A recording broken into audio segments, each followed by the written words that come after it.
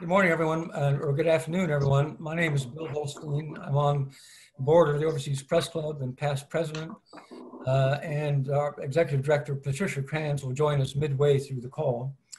Today, we have a truly global conversation with people in Dublin, Ireland, New York, Montana, and Mumbai. It's an extraordinary opportunity to compare notes on how China is projecting power in the world and whether anything can or should be done about it.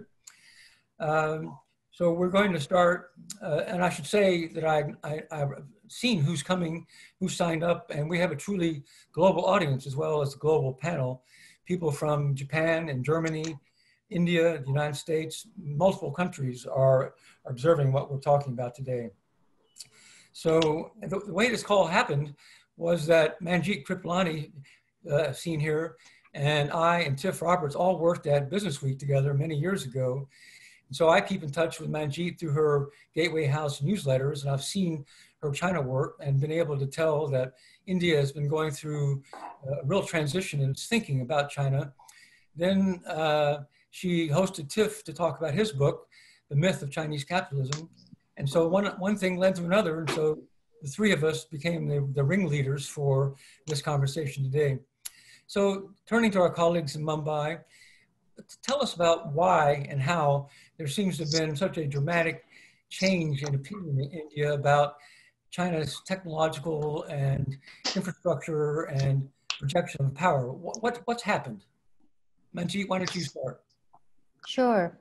Thank you very much. It's wonderful to be back in the comfort of Business Week colleagues in that comfort zone. So wonderful to be back. I think, Bill, what really happened with India is that we've been going through our own transition as a country and really trying to be independent of imports, etc. But after the pandemic broke out, China, under cover of the pandemic, came into our northern borders and stepped into our territory. And we are used to China doing that. They have a usual policy of doing 2 steps forward, and then they say into our territory, and then they say, but it's our territory. And we say, no, we negotiate. And so they take 1 step back, but then they've already made a step forward. So they've been making these intrusions for years. This time, however, what happened on the 15th of June, there was a fight. And the Chinese beat and bludgeoned to death our soldiers with primitive implements, which they weren't supposed to carry, and we lost 20 soldiers. And really that night of 15 June changed everything. So if India was feeling a little unsure about China, we'd already been very worried, particularly at Gateway House, with the kind of investments they were making in our startup sector and the kind of, Chinese phone companies had 80% of our markets. We worried about it terribly, but the government really understood what to do. Did you say the Chinese phone companies have 80% of your market? Yes, they had 80% because they were affordable phones. Oh, handsets. Handsets, yeah. Handsets. Not they. And we'd been worried about it, but really people didn't pay it that much attention. But then it became a national security issue. Then everything with China became a security issue. And so the research that we had started to do, starting in 2016, on Chinese investments in our neighborhood, because they've been encircling us, started to play out, particularly last year when we published the Chinese investments outside of the Belt and Road Initiative in India, which is the virtual Belt and Road Initiative, because as you know, India has not, like the US, has not joined the Belt and Road. And this also brought India and the US closer together. We've been kind of, dating, but we never really announced an engagement with each other. And I think the perfidy of China has done that. It has brought India and the US together. And my colleagues have been in the trenches looking at this Chinese investments in India and what Chinese phones and their apps have been doing. And it's been pretty devastating. So let me understand the nature of, I'm turning now to Blaise Fernandes and Amit Bhandari. So the Chinese venture capital firms came in, or were they affiliated with the state directly, or were they venture capital firms affiliated with Baidu, Tencent, and Alibaba? Amit, you will take that in terms of the unicorns in India?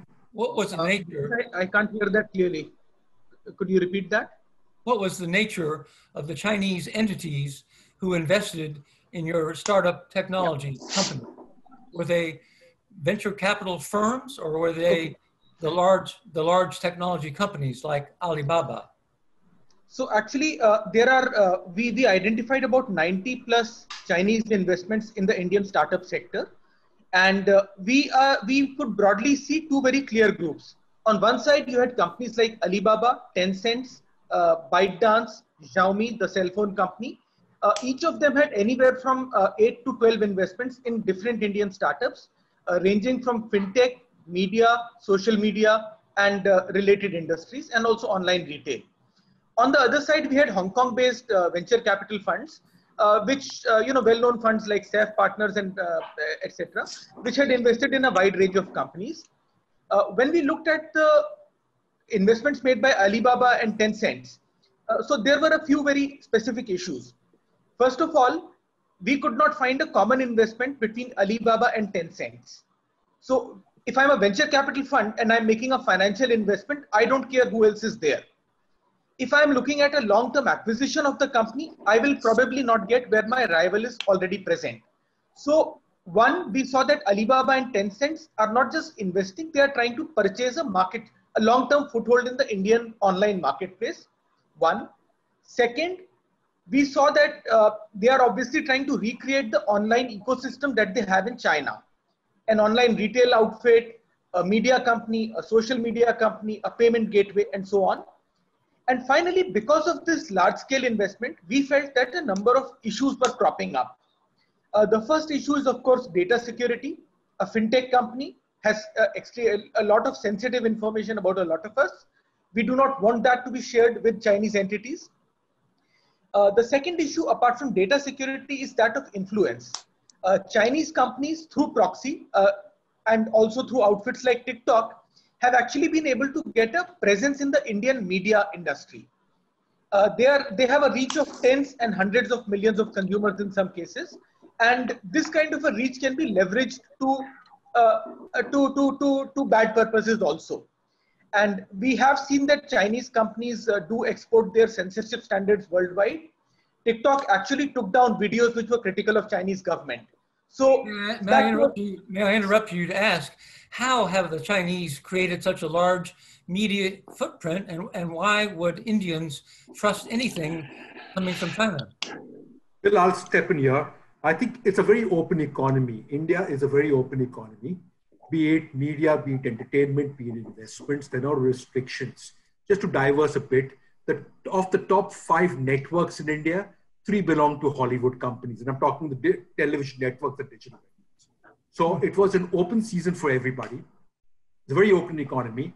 And TikTok proliferated because the app was popular, and it was, by and large, we've got a huge database in terms of close to 450 million smartphone users, tech savvy across various languages. So you were concerned, may I ask, you were concerned about the data leaving India, going back to China, where we always knew the data was going out of India. But the moment the government found out that TikTok was being used for strategic purposes, UC browser was being used for strategic purposes, news on UC browser was being censored, maps were being altered, messaging through TikTok was being, anti-India, the government was within its rights. And also in terms of WTO, as there was a border skirmish, WTO does empower us to kind of take such actions.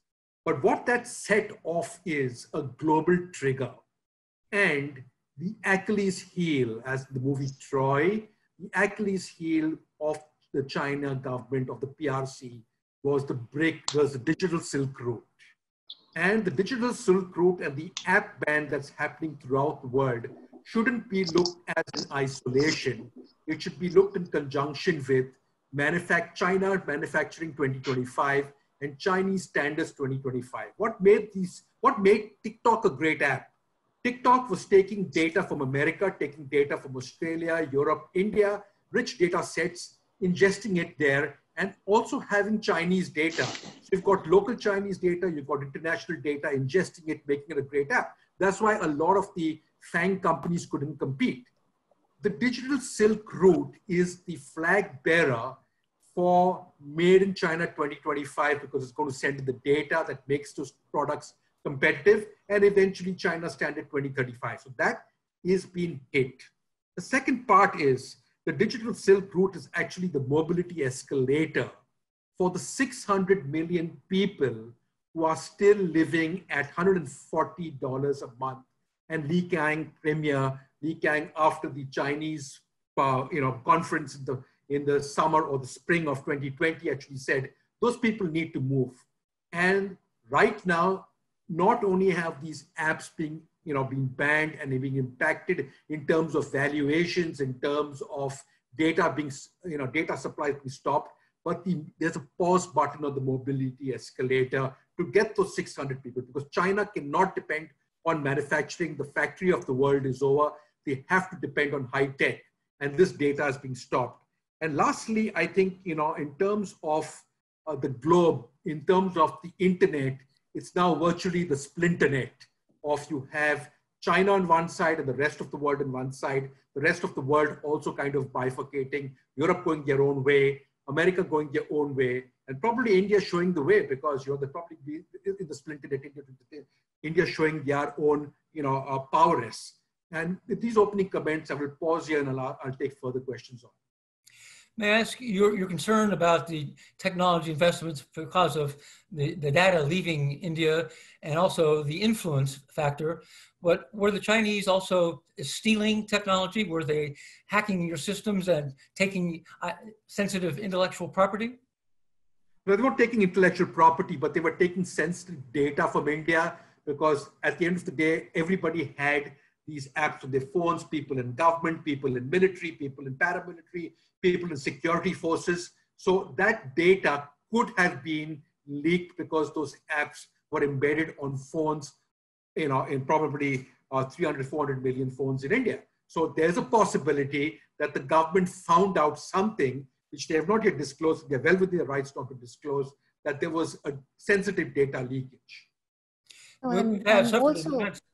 In the United States, we've suffered massive attacks on our IT systems and theft of hundreds of millions of personal details, including government details, people from Equifax, the credit ratings, healthcare data has been stolen on a massive scale.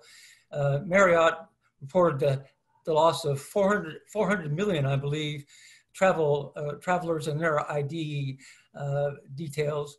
So there's been a massive campaign to target the data about people and about our technology. So, but is there technology to steal in India? I apologize for not knowing the answer, but it would appear to me, in view of the sophistication of the Indians all around the world involved in technology activity, that there must be technology in India that the Chinese would want. Is there not?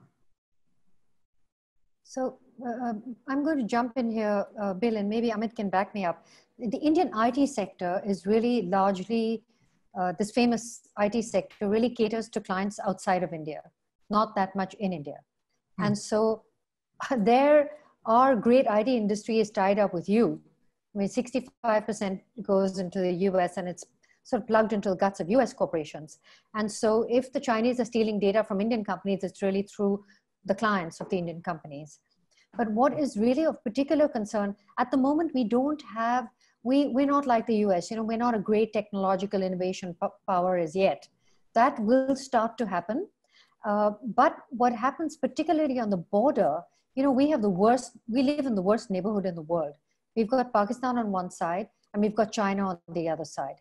And they're both now in cahoots with each other.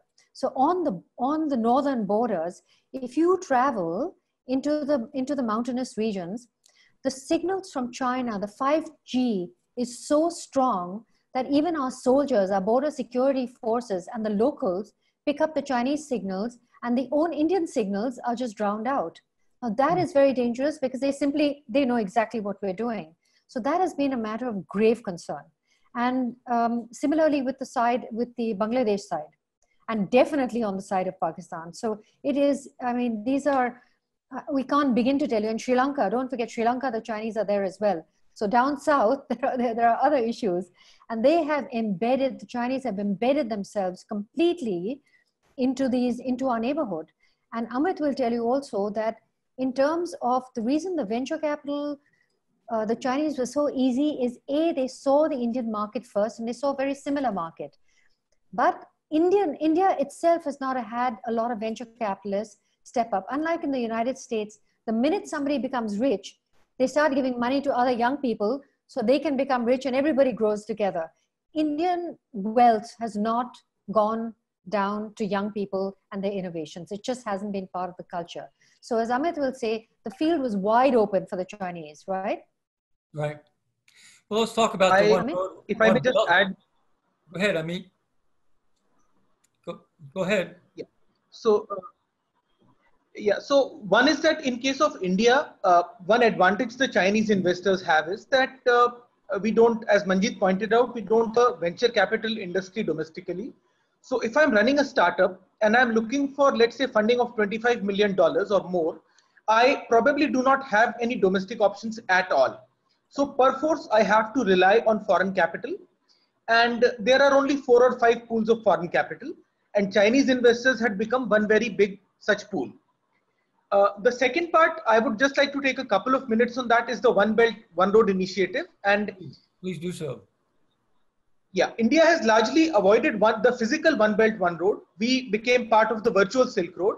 But in the 6 countries that border India, Pakistan, Maldives, Sri Lanka, Myanmar, Bangladesh, and Nepal, we have seen almost 400 Chinese projects come up in the last 6 or 7 years.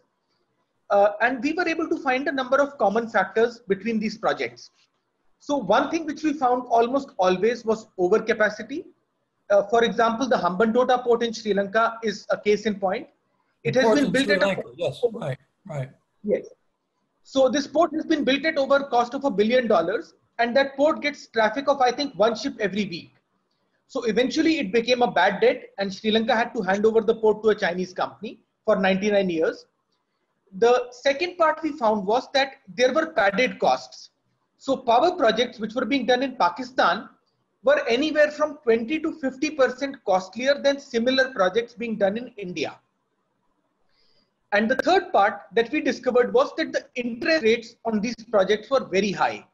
So Sri Lanka on many of the infrastructure projects was paying interest rate of LIBOR plus 3.5%. Pakistan was paying interest of 3.5 to 4% over LIBOR.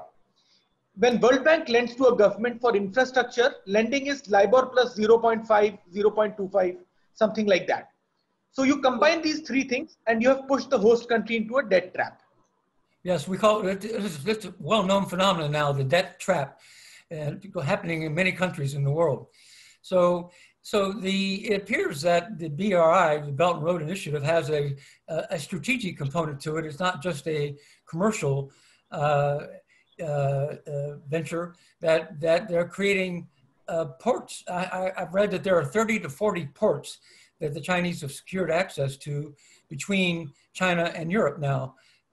So do you see a pattern to what they're doing, and what is the strategic significance of it? Amit, do you want to go? So, can I? Yes, please. Yeah. So we were, so you know, the first 2 points I mentioned, overcapacity and padded costs.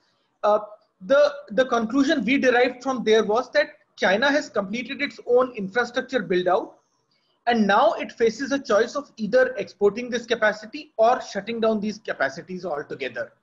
So Belt and Road, one way is to find markets, of course, for overcapacity at home, and which is why they are pushing projects which countries cannot absorb. The second part is that because all of these projects are directly or indirectly funded by the Chinese government, it is no longer a commercial initiative. If I'm a commercial enterprise, I make a bad investment, I take the hit on my balance sheet and I move on. But if I'm the Chinese government and let's say a port has gone bad, I may take a concession elsewhere, maybe for a mine or maybe for a power project or something like that. So eventually, because I'm doing so many different projects in the country, I get completely embedded. And finally, ports like Hambantota in Sri Lanka and Gwadar in Pakistan we were not able to find any commercial logic whatsoever for these projects. The only rationale we could eventually identify was that these ports will at some point be hosting the Chinese Navy. Right. Wow.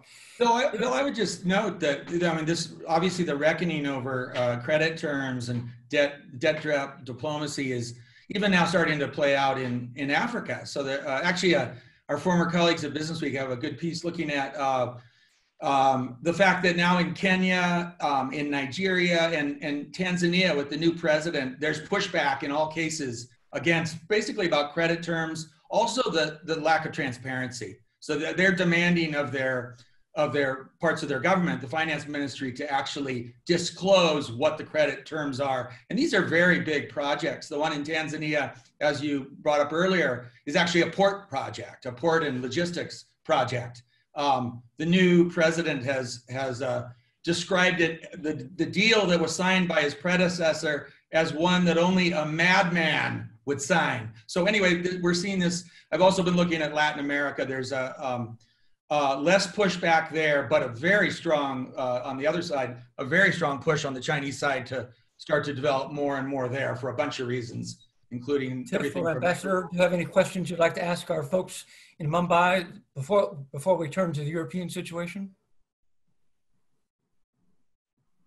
I'm sorry, we can't hear you, Ambassador. Chad, is he? Here he is. No, I'm finding this fascinating. I'm learning a lot. So I won't venture into areas in which those who've spoken are much more expert than me, but I can talk a bit about Europe in a few moments if you wish. I think we're ready to, let's shift to Europe. I mean, the Belt and Road Initiative actually ends in Greece and Italy, where the Chinese have signed big deals in very poor parts of those countries. So and of course, they're exerting power over, trying to exert real power over countries in Europe to get them to accept the Huawei telecommunications system. I was so surprised recently to see, or to read, that the Chinese ambassador to Germany threatened that there would be consequences if the Germans kept Huawei out of their system. So, but give us your overview of what's happening between China and Europe.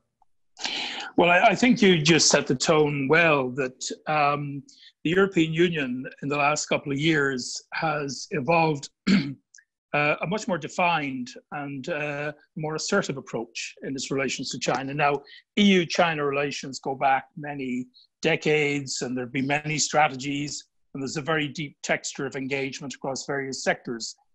But there was a step change just in March of last year, when the European Commission, which is, if you like, it's not a secretariat, but it's the kind of legislative arm of the European Union at one level, came up with a communication to the heads of government, which essentially set out 10 actions for the future. Now, this wasn't deliberately to be numerological like China is with, you know, the 10 whatevers, and we just call these 10 actions.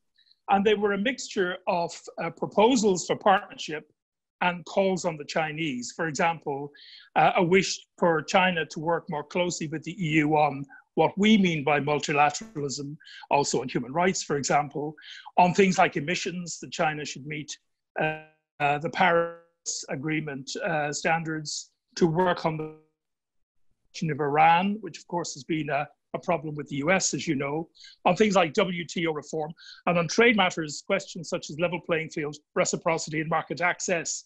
And on the two issues I think of interest to your discussion today, the EU decided it would work on a common EU approach to 5G, and also it would look at investment screening. Now, some areas of EU activity are entirely EU collective competences, like trade. Other areas like 5G and network security are not. So it's a mix of the member states working together, always close cooperation with the European Commission, but some areas are actually legally the preserve of the Commission. So the heads of the European Union approved this communication in March, and just a few weeks later unveiled this new approach at a summit with China, an EU-China summit in April 2019. And I think it's fair to say that the Chinese side were quite surprised that the EU were now adopting a granular a fairly assertive and a kind of objective-oriented approach. And there were three other aspects which that communication emphasized, which are now part of the European Union approach. First, that the European Union wanted to be a cooperative and negotiating partner, saw China rather as a cooperative or a cooperating and negotiating partner. Second, that it saw China as an economic competitor, including in the area of technology. And third, and this is probably the most significant element, that it saw China as a systemic rival, promoting alternative models of governance. That has been the basic approach of the European Union then. It continues to be the approach now. This is not about decoupling or leaving the field. It's about engagement, but with a much more defined and much sharper set of objectives. Also, objectives that the EU side would like the Chinese to step up to in follow-up to these summit meetings, as well as the European Union at the same time regulate uninvited screening. And that will actually come into effect in November of this year. There was an 18-month transition period. And that is also, I think, relevant in terms of what we've just been talking about in terms of areas such as technology and 5G. And the other aspect which has changed the climate this year has been COVID, of course, because COVID, in a sense, has acted as a kind of an accelerator of this existing geopolitical trends. There were differing narratives between China and the European Union about COVID and, you know, who discovered things first, who was helping whom, etc. And it's not just on 5G, there are also healthcare dimensions. And I should just say that there were also concerns about non-Chinese efforts to purchase companies doing... American efforts, yes. Yes, exactly. The CureVac, the vaccine company. Right. So this, I think, generally has led to a greater sense of the European Union having to chart a path. Obviously, in you mentioned the US and the European Union have always had a close, well, for most of the time have had a close transatlantic relationship. Perhaps after November, they'll again have a close transatlantic relationship, but we'll see.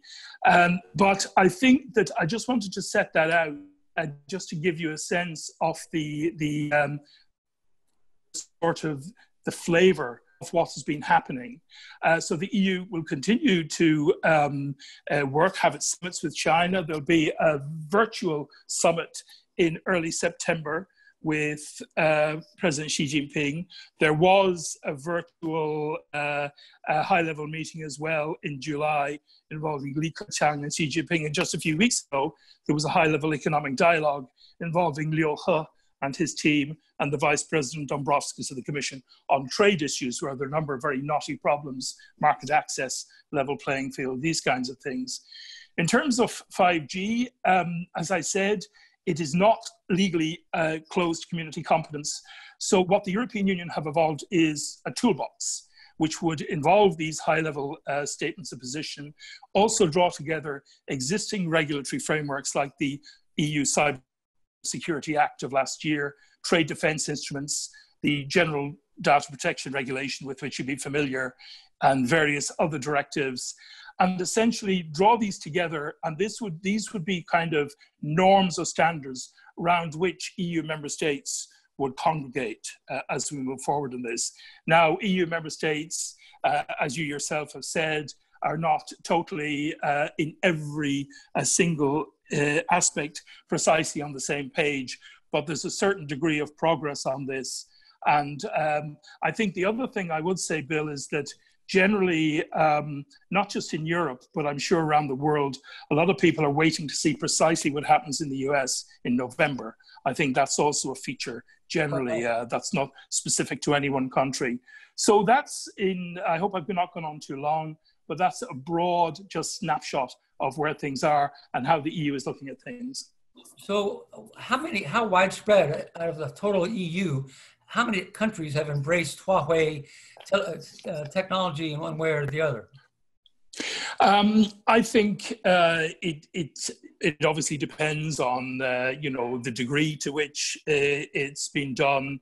I think at one stage, nearly every EU member state, you go back 10, 15 years, was courting Huawei to invest in their countries. I think most famously, I think the UK, who are no longer a member of the European Union.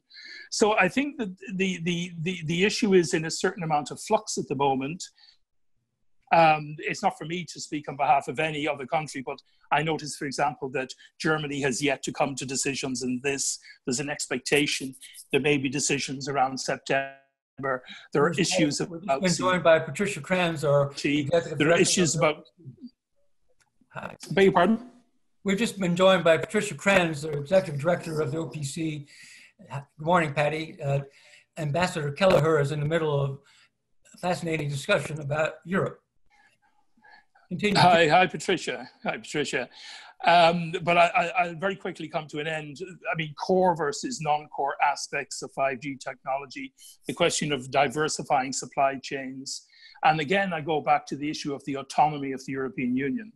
The European Union will take EU decisions. It won't necessarily simply cut and paste decisions that are taken elsewhere. One of the things my research has uncovered is that if you buy a Huawei system, hardware and software, and install it, you may want to test it first. And so some countries in Europe are testing it, but that doesn't necessarily prevent Huawei from getting into that system after you've installed it, because the software is so clumsy and so buggy that they know how to get into the software that they wrote.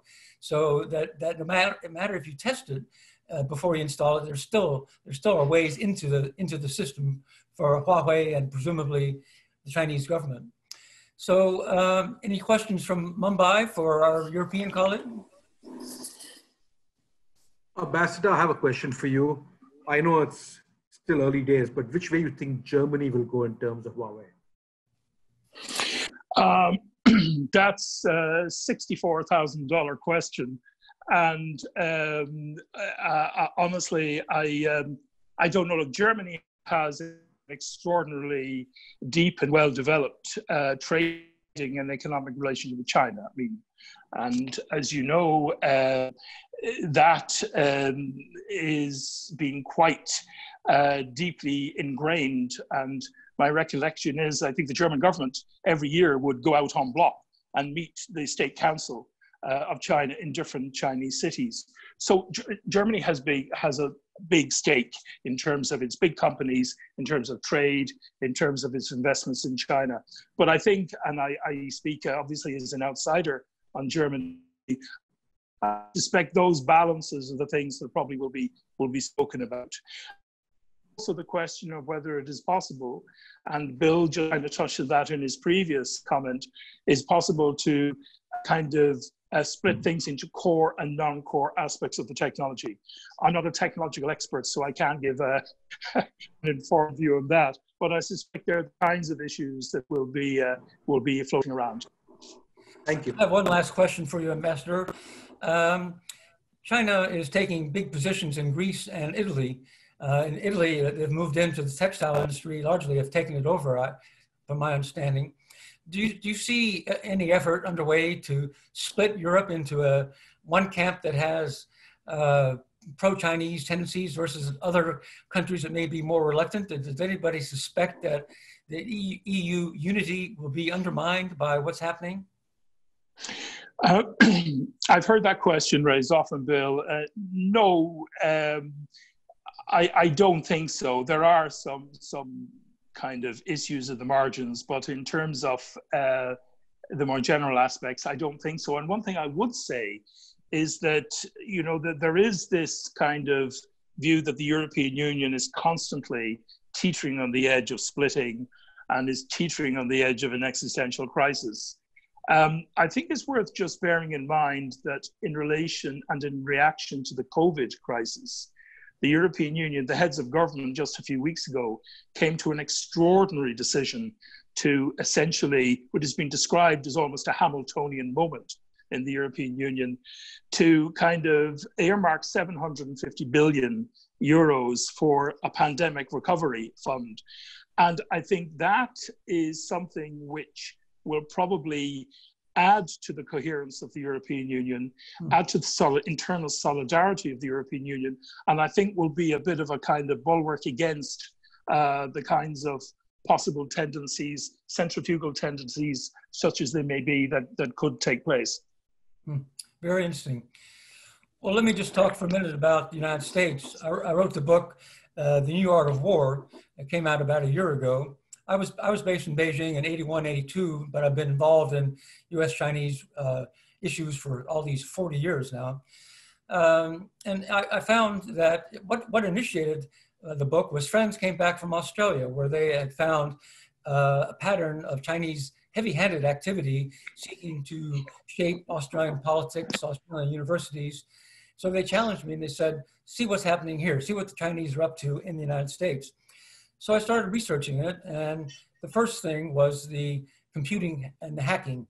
It's extraordinary the depths to which they have succeeded in penetrating even our most sophisticated cloud computing systems.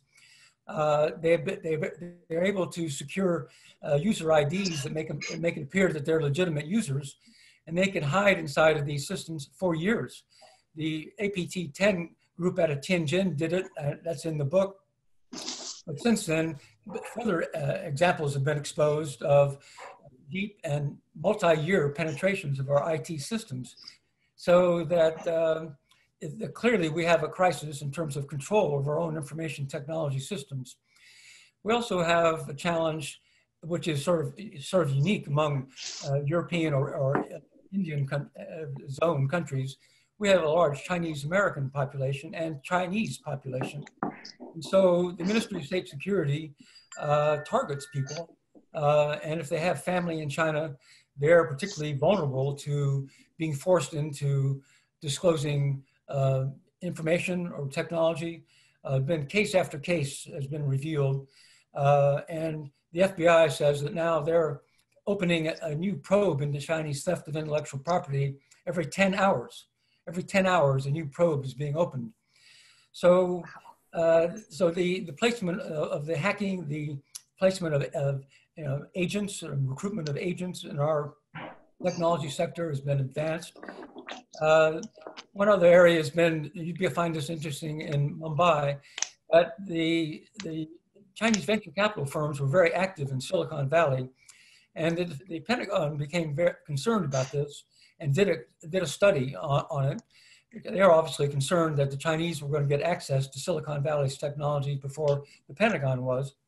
And they found that venture capitalists were stealing the technology either when the venture capitalists presented their ideas to the Chinese venture capital people, or by targeting them electronically, or by just, having Chinese engineers get hired by the company and then upload their data to third country nets, third country computer networks.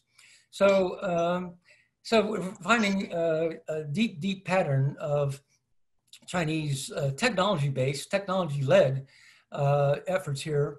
On the soft side, they're obviously projecting soft power. Our Hollywood studios won't make movies that have anything negative about China in them because they can't sell them in China. So effectively, China is censoring our Hollywood networks, or they're self-censoring. Our universities have professors like Andrew Nathan, who may be on this call, who have been barred from going to China because of their work on the Tiananmen papers. But the universities accept that their professors have been banned from going to China, but yet they do business with China. So that's a form of co-optation. So we see a pattern of co-optation of our institutions, and the biggest one, of course, is the gap between the security, the FBI, the Justice Department, Department of State, the people who see the security downsides of what's happening versus the people who see the commercial upsides of operating in China. So there's a very deep schism in the American government, even before Donald Trump. What will we do? How will we respond to the security challenges, including South China Sea, including Hong Kong, at the same time that we're borrowing hundreds of billions of dollars from the Chinese government or Chinese entities. So it's a real dilemma that we Americans have not really been able to attack yet. So that's the overview of what I did. And we found that we had a meeting last May, the Overseas Press Club did, to talk about China's post-Tiananmen 30-year anniversary. And we found that many of the things that were happening in China, the use of facial recognition technology, monitoring of communications, the elimination of dissent, were forming the foundation for what China is doing internationally, that it's exporting the values of control, of non-transparency, meaning bribery of elites in different countries. So there's clearly a toolkit of devices that Chinese are using around the world in different countries in different ways because of different realities that exist. So Tiff, you wanted to talk about your book briefly and what you see happening now. Well, are there any questions for me? I'm going to come back to it. I was just to follow on what you were saying. I think just an observation. It's interesting. Now we have big Chinese companies doing business around the world that are bending over backwards to say that they're independent of the Chinese government, and therefore the data that they may have will not be shared with security authorities or others in the Chinese government. As a longtime business journalist in China, going back to the mid-90s, I find that ironic because what Chinese companies used to always do is brag about their government connections, and that could be a good thing for a foreign company coming into China. You wanted a company that had good connections, that had ready access, therefore, to state capital, that might have a guaranteed market share in many cases because of that state connection. I think today, now we're seeing them, all these various companies from WeChat to TikTok and so on, ByteDance, the parent company of TikTok, claim that they do not have Huawei, even claiming that we saw the chairman, Ren Zhengfei, swearing that he would never hand over data to the Chinese government. Well, that's absurd that they would actually even say that, because what the law says in China is they are obligated to hand over that data. The latest news we have, I think it was a Wall Street Journal report, shows that TikTok was circumventing something in a security protection system in the Google Android operating system and gathering data that they weren't supposed to be gathering. And also that they were sharing that, not surprisingly, with the parent company, ByteDance. Well, ByteDance, according to, I think it's a 2017 law in China, is required by law to share that data with the government if they request it. Another note on sort of the role of the company in China today. I would say, and I argue this in my book, The Myth of Chinese Capitalism, that any self-respecting company that wants to succeed in China today, and as they reach a certain scale in their operations, they have to be just as concerned about making sure that their strategy meshes with that of the broad goals of the Communist Party of China as they do about making money. And we've seen that with Alibaba. We've seen that, the list goes on, certainly with Huawei.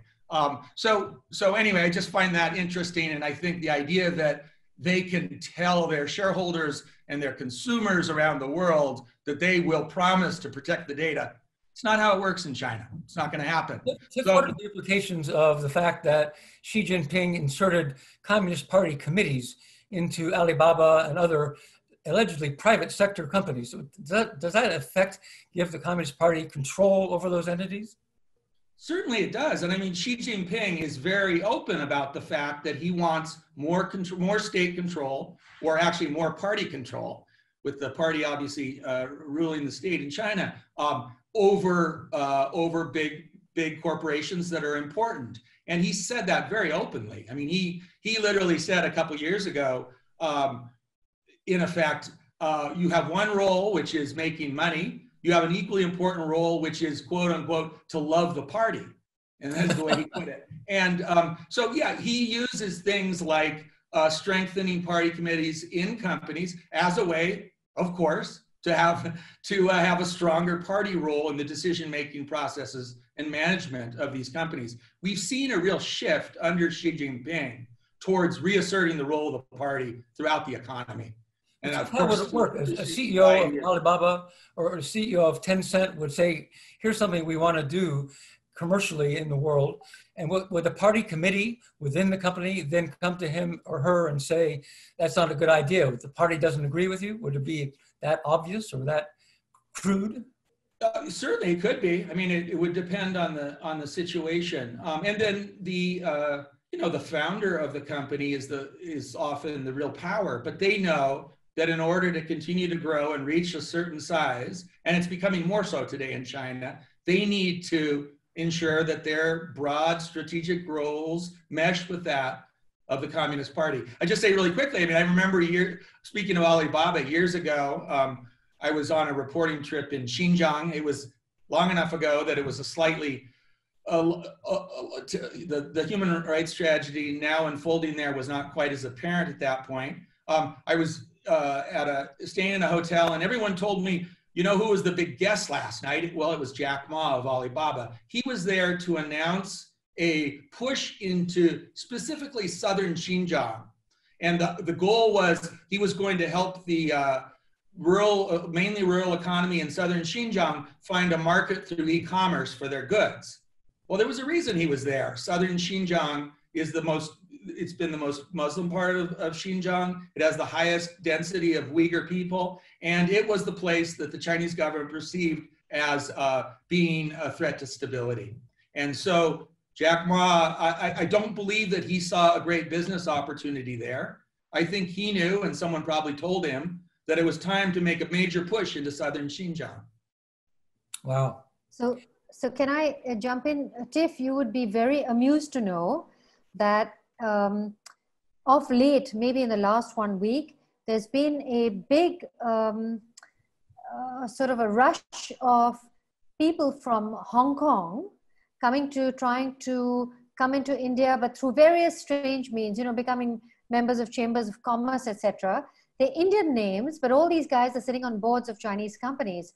So the Chinese companies are and through the Communist Party, obviously, because this has only happened in the last week or so, they're so desperate to get into India, they're using all kinds of means to get in. And so now everybody here has to be alert and stop the sort of the influx of the Chinese coming in, even through Indians who live in Hong Kong.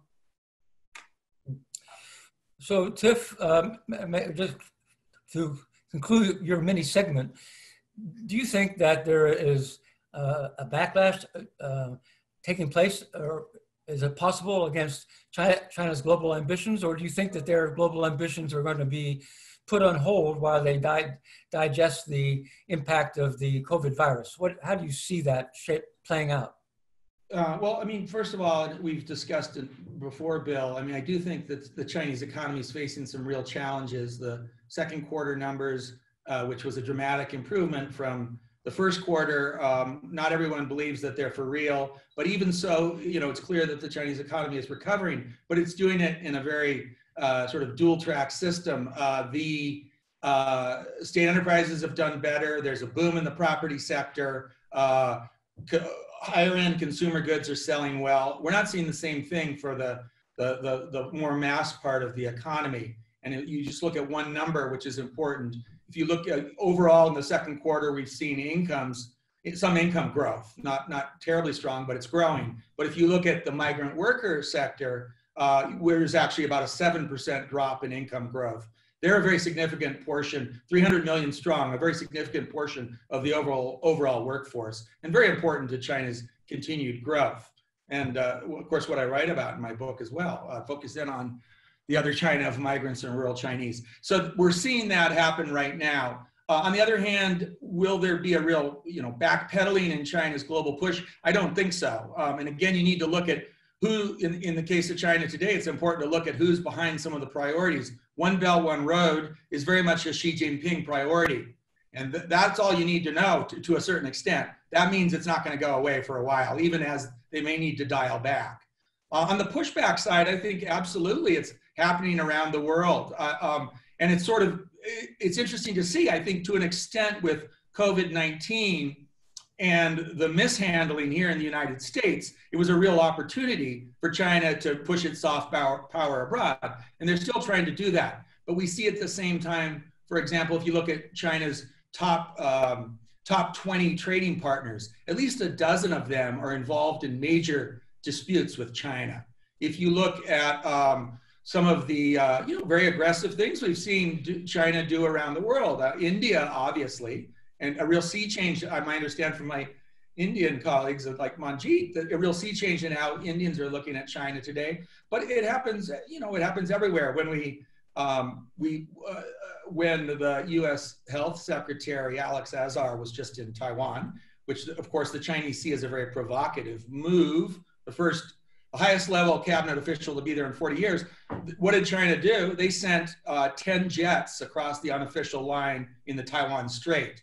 And now that Global Times just proudly bragged about how they had to do that to sort of rebut these independence leanings in Taiwan. But even before the health secretary got there, we've seen consistent efforts or consistent flights by the Chinese Air Force across that unofficial line. We've seen clashes in the Senkaku Islands near Japan.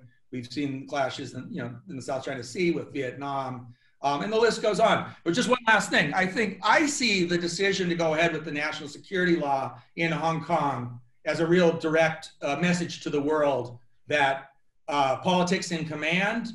We know there will be blowback. They knew the U.S. would respond. They knew it would bring more Hong Kong people to the streets, but they did it anyway. There's a calculation made that security and political control is #1 in China. And I think that's the reality that the world's waking up to. Chad, do we have any questions? I do not see any questions flagged right now. People can raise their hand if they want, or send them to the Q&A. I'm perfectly happy. So let me ask you, Tiff, the Chinese may be in over their heads in certain parts of the world, like Venezuela. Basically, you have a meltdown of what was once a very rich oil-producing company or country. And last figure I heard was the Chinese had lent them $60 billion US. So could it be that the Chinese have expanded abroad too rapidly into too many places that just aren't stable? I'm sure there's specific examples, and Venezuela might be one where that's the case. But overall, I think, for example, there's a much broader push into Latin America. I think it's very much in China's interests. There's soybeans, there's copper, there's some very key things that China needs there. They are building ports in Latin America. Their digital Silk Road that some of our colleagues were talking about earlier, it fits very well with Latin America, which has a huge number of very large cities, rapid urbanization.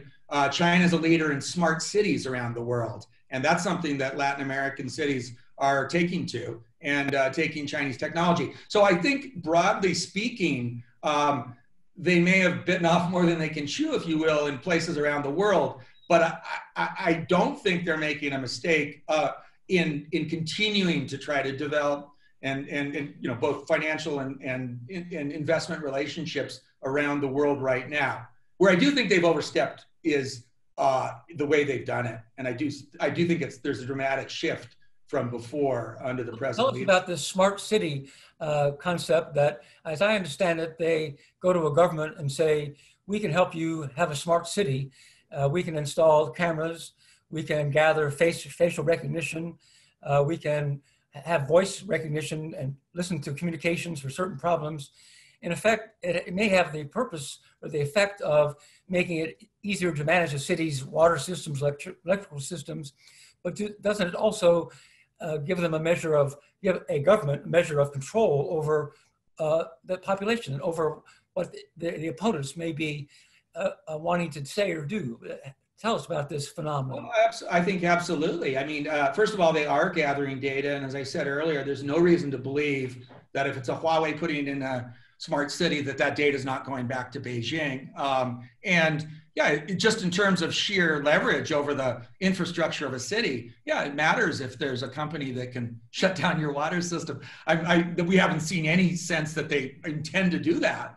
But obviously, energy, water, all these things that are real vulnerabilities. The U.S. is been very concerned about vulnerabilities in our energy management system as well. So I think that's very real. Absolutely. The other thing is, as China works to develop its AI capabilities and its monitoring voice and facial, as you mentioned, one of the places that they have struggled is actually because of the relative homogeneity, although there's obviously great differences in China as well. But the fact of the matter is it's been harder for them to develop AI voice recognition and facial recognition simply because the pool of what they're looking at is mainly Chinese people. Whereas in the US, we have a more robust ability to develop AI because the population is much more diverse. So there is that element as well. It does help them in actually refining some of the just like the US is trying to do,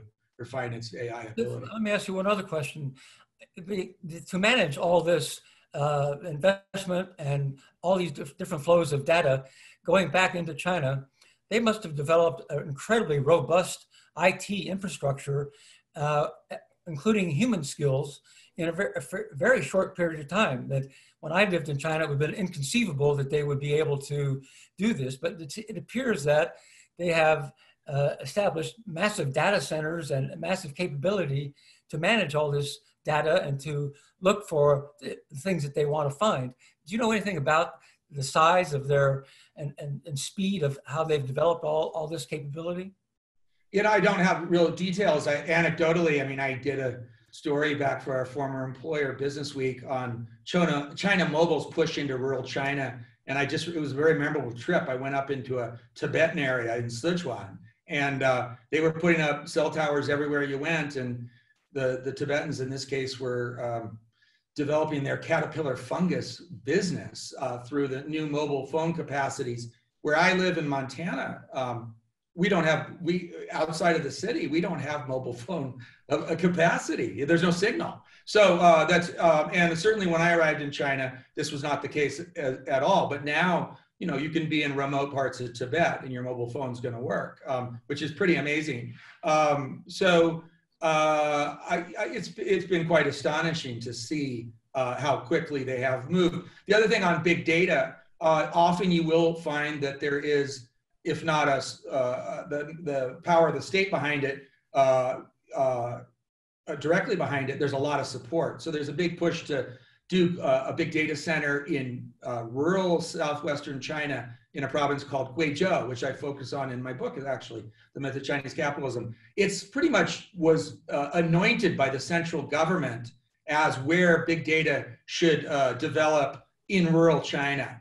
And that was because of a bunch of reasons. It was because of Xi Jinping's priority of trying to fight against poverty. It's one of the poorest provinces in China. One of his very close associates, a gentleman named Chen Minar, was the party secretary, and he had worked with Xi Jinping when they both were in Zhejiang province, I believe. So anyway, again, you have a huge big data push domestically in China, and it's really about Beijing deciding, and particularly the top of the Communist Party, Xi Jinping, deciding where they want that to happen. And a lot of resources. One last thing, you'll see all the big China mobile companies are there, Apple's there, Foxconn's there, and they're there for a reason, because Beijing thinks they should be there. So a question I would ask all of you, in view of our conversation today, what would it take to create a truly global response to China's effort to create a China-centric world order, in effect, a new kingdom? They certainly have not lived up to what we thought they were going to be, so-called responsible stakeholder in the world order that we created. I was at Columbia University promoting my book, and a Chinese student was there. And I mentioned this, that we were surprised that China was not buying into the system that we'd created with our allies after World War II. And the young lady said, well, that system was designed to keep us out. Why wouldn't we try to create our own world system based on Chinese values and Chinese interests? So it's pretty astonishing to hear that it's now become explicit. They are not going to embrace the world order that we all have benefited from. So what would it take to create a dialogue or a conversation that would begin a pushback? So I'll say a word, if I may. So Yes, Bill, please. I think one thing, the world order that was created after the Second World War is really rickety now, and it has not reformed at all. And there's been a clamor for reform of the system so it can be more inclusive. The only inclusive thing that took place was the G7, the G8 became the G20. And that's been a good thing. But ever since there's no reform of the World Bank, so the AI and the IMF and the AIIB has come in, and India is the second largest shareholder of the Asia Infrastructure Investment Bank, which is the alternative, the Chinese alternative. So you need reform, you need reform, and you need reform. All the big global movements are all trade movements which benefit developed countries, but really it's very hard for smaller underdeveloped countries to participate in. For instance, India really is not, we're not a trading power yet, and it's not beneficial for us to be in trade negotiations or in trade pacts. But nobody seems to understand this. So it's a ramroding of countries to go in a certain direction, and that has to be stepped back. And you do need new institutions. The UN Security Council needs to be, it needs reform. All these institutions need a relook at and new reform. And as it happens right now, if these multilaterals are not already fraying and collapsing on their own, then there are already new ones that are taking their place. And one of them, for instance, is the Quad, which is the anti-China. It's coming up on the back of anti-China sentiment, which is Australia, Japan, New Zealand, and Australia, Japan, United States, and India. And right now, even then, the conversations are so light. There should be a rush to make the Quad a very strong multilateral. It has to have an economic backing, and now more than ever, a technological backing. So I would say reform, reform, reform of the old era so that it can be better prepared for the new era. So it would be able, but it would not be based on a China-centric model. It would be more equal. Sorry? It would be more equal. More equal. Well, I think, China probably for the first time in the last couple of decades have actually been pinched by what's happening on the digital Silk Road. The valuations of TikTok, the valuations of Tencent, the BAT valuations are being impacted with what's happening by the bans that are being imposed in India, in America, and various parts of the world. And the digital Silk Route is a very important component to make sure that those 600 million people who are living below poverty lines or in the back and beyond of China to get mobility. China, if the pressure keeps improving, if the pressure keeps on, if 5G becomes a challenge for China to implement on a global basis, this is the only chance that the rest of the world have to get China on the negotiating table and play by the rules. So we have to keep the momentum going. We've got to make sure that 5G, we've got to make sure that the BAT valuations through impositions of bans, et cetera, are continuous, and that will bring them on the table.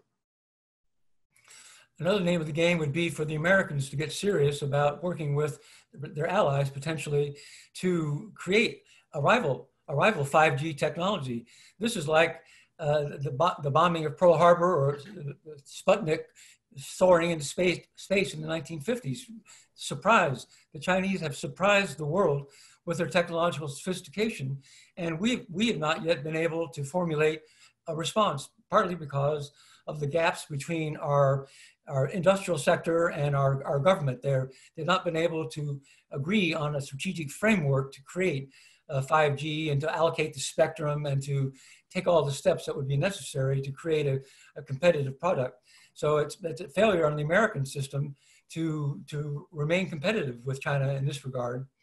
So, Ambassador, I would like to ask you, do you think that Europe would, assuming that we have a reasonable president elected in November and hopefully taking office in January, do you think that it would be possible to revive the US-European dialogue about how do we respond to China? Unmute yourself, sir. Can't unmute you. You're muted. Chad, can you unmute? Yeah, well, the only alternative I know from November is a good Irish-American senator. So anyway, we'll see what happens there. The world will be a better place. I think your question that you've just put and the comments that have been made in answer to that are fascinating. I agree, by the way, first of all, yes, the Second World War, multilateralism, the UN, Bretton Woods, that complex does need and is in dire need of reform. And I think membership of the UN Security Council is one aspect. Voting weights in the IMF is another issue too. So I think that's something that has not been looked at. The second thing, and it goes to your point just now, Bill, is that one of the problems is that the originator and shaper of that international order, the UN Charter, all the other aspects, the United States, which is now taken a bit of a step back from multilateralism. So again, we'll wait and see what happens in the next months. I think too, we need to be clear about what it is we want. I suspect there will probably be a difference of view, even among states and groups of states who are like-minded about what precisely the objective would be in relation to your point about China becoming a stakeholder, responsible stakeholder, Bob Zelik's phrase of 2005, I recall. And the final point is that there were efforts to try and do what you have mentioned about creating a common approach to standards. And one of the most salient of those efforts was TTIP. And I can remember, because I was in Beijing at the time, that it was down at a meeting with EU ambassadors at the Chinese Academy of Social Sciences. Some senior Chinese officials were very unhappy that the European Union had just approved the negotiating mandate for TTIP, the negotiating mandate with the US. And it wasn't about tariffs or trade issues, it was about standards. And of course, TTIP has not worked, and we know why it didn't work. And it goes back to the question of the US. Excuse me, what is TTIP? TTIP would have been the EU-US, transatlantic trade agreement, which the current US administration basically stepped back from. You were talking about standards. Standards, yes, standards. So and standards, in a sense, tariffs, certainly in the industrial sphere, tariffs are not that important anymore. What matters is standards. And one of the most interesting things, and one of the reasons I think why the European Union has become a source of great interest around the world, is that the EU is the largest regulatory or regulation creating body in the world at the moment. And I think there was a fear, certainly in the Chinese Academy of Social Sciences, that if the EU and the US kind of came to an agreement on standards, this would have been a rather enormous kind of entity. That's not been the case, and I don't see it. Frankly, I don't see it happening now, given the fact TTIP has disappeared. Right. Well, we've reached the end of our session. I'd ask our friends in Mumbai and TIFF if they have final comments to make, and we'll have just 2 or 3 minutes. Manjeet, why don't you speak on behalf of your Gateway House? Well, we've been working on issues of reform, again, of the multilaterals for a very, very long time. And in 2022, India becomes the president of the G20. And we as a think tank and India as a country intends to push a lot of the reforms that we want in our G20 presidency year. So you'll be hearing a lot from India for the first time. I think since our independence, we've never really spoken out, but you'll be hearing a lot from us over the next 2 or 3 years. Do you think Indian-US relations will improve significantly? India-US relations, I mean, we're ready to get married to each other. It's been fantastic, because it's been too long that we've taken the back seat in this particular bilateral.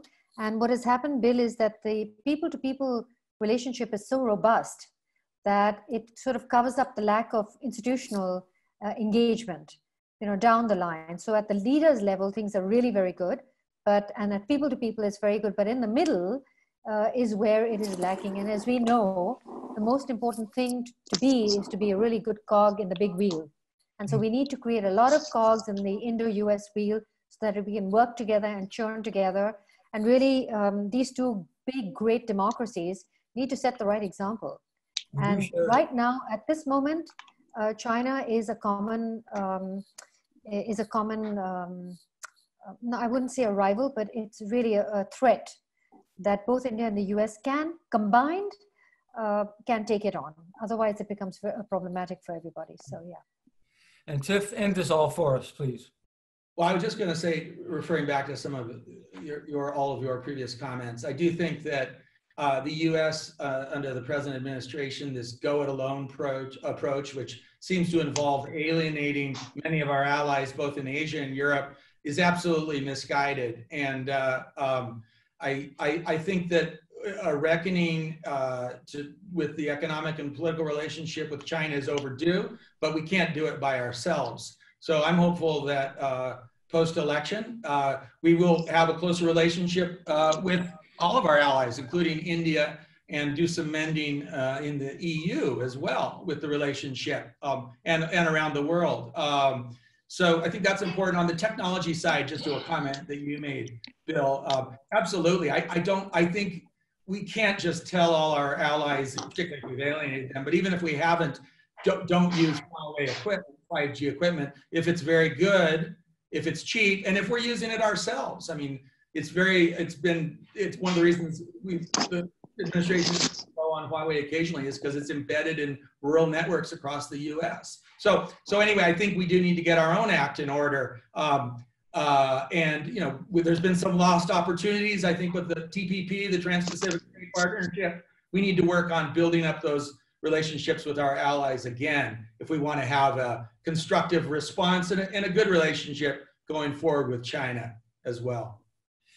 Well, on behalf of the Overseas Press Club, I'd like to thank all of you at the Gateway House and you, Ambassador Kelleher, and my colleague Tiff Roberts for joining today's most interesting global conversation, and I hope we can do it again someday. That's it from me. Thank you. Thank you. Thanks. Thanks. Bye-bye. Thank you.